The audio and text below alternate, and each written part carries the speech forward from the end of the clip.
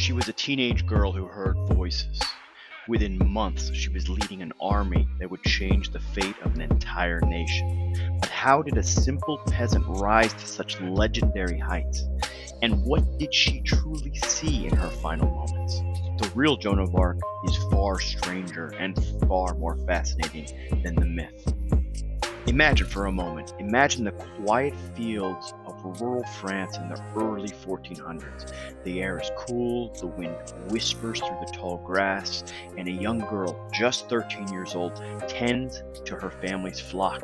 She's barefoot, feeling the cool earth beneath her feet, the sun warm on her face, the simple life of a peasant girl. But then, something changes. The stillness is broken, not by a gust of wind or the bleating of sheep, but by a voice.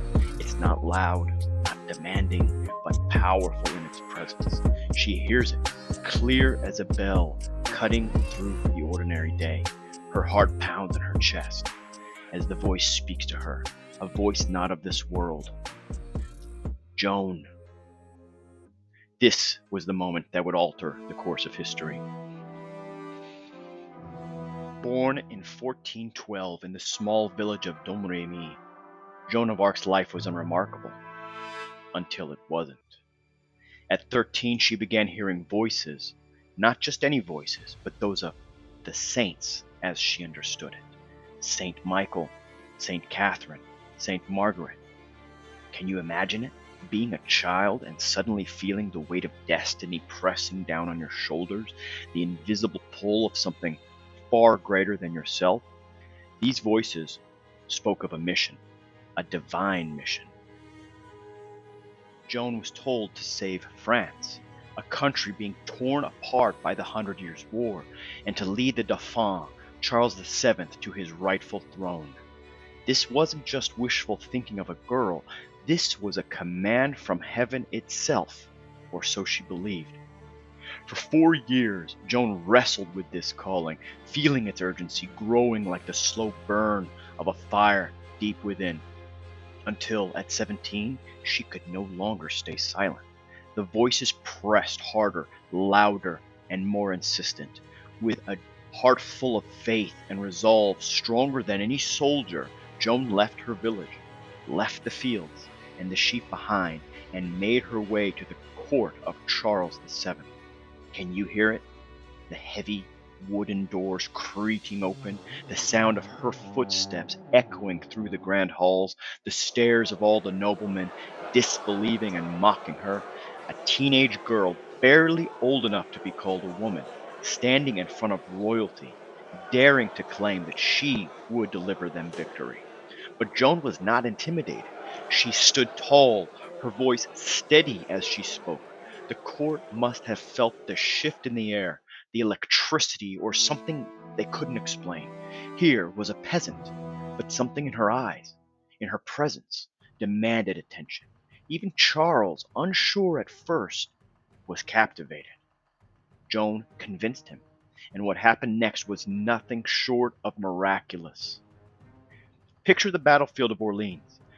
Dust rising from the ground as hundreds of soldiers march, the clang of steel, the smell of sweat and blood and thick in the air.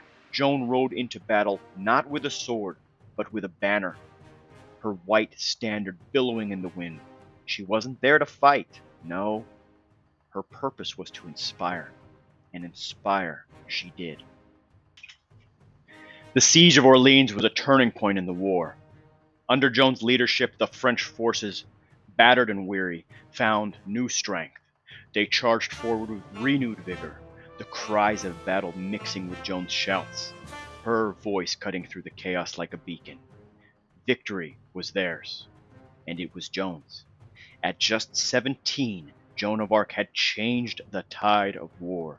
The once doubtful soldiers now followed her without question, her banner held high as they fought not just for their king, but for the peasant girl who claimed she heard voices from heaven. But as you know, every rise has its fall. It wasn't long before Joan found herself betrayed.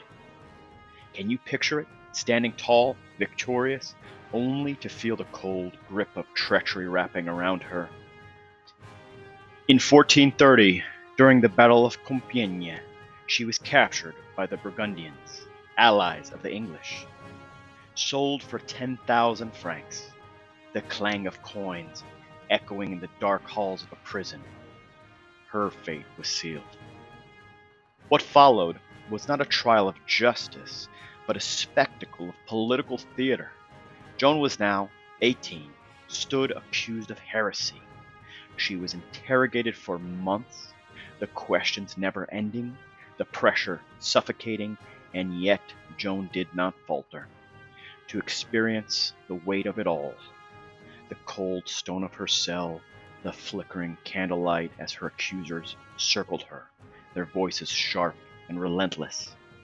Joan, dressed in men's clothes, a crime itself in the eyes of the Catholic Church, faced her interrogators with unshakable resolve. She never wavered in her belief that she was acting on God's will. But it wasn't enough. Her enemies were determined to see her fall. On May 30th, 1431, Joan of Arc was led to the stake. The streets of Rouen were filled with onlookers, the air heavy with anticipation and dread, the acrid smell of smoke filling the air. The roar of the crowd as the fire began to rise. Joan, just 19 years old, called out one last time to her saints, her voice unwavering even as the flames licked at her feet. She was gone in a matter of minutes. But her story was far from over. 25 years later, her trial was reopened. The verdict? Innocent, declared a martyr. But by then, the legend of Joan of Arc had already taken root. She was no longer a peasant girl from a small village. She was a symbol, a saint, a warrior. But let's take a moment to separate fact from fiction. Joan wasn't a trained soldier. She didn't perform miracles. She wasn't a noble woman. And no, she wasn't romantically involved with Charles VII. The myths are colorful, but the truth is even more remarkable. Joan's real power lay not in her sword or in any royal bloodline, but in her unwavering faith, an unshakable belief that she had been chosen for a greater purpose than herself. Her conviction drove her, inspired armies, and changed the course of history. Now, think about what Joan of Arc teaches us today. It's not about the battles she won, but about the battles we face within ourselves. Joan reminds us that sometimes the smallest voice can carry the greatest power. That faith, in whatever form it takes, can lead us to achieve the impossible. She teaches us that courage doesn't always come from just strength, but from belief. And in her final moments, as the heat of the flames rose, what did Joan truly see? Was it the faces of the saints who she believed guided her all along? Was it the face of God? I suppose we'll never know.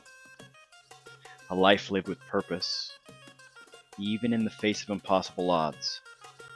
Her story burns as brightly today as it did centuries ago. Thanks for joining us in exploring the incredible story of Joan of Arc. If you enjoyed learning about her remarkable journey and want more deep dives into history's legendary figures, don't forget to hit that like button and subscribe. See you in the next chapter of history.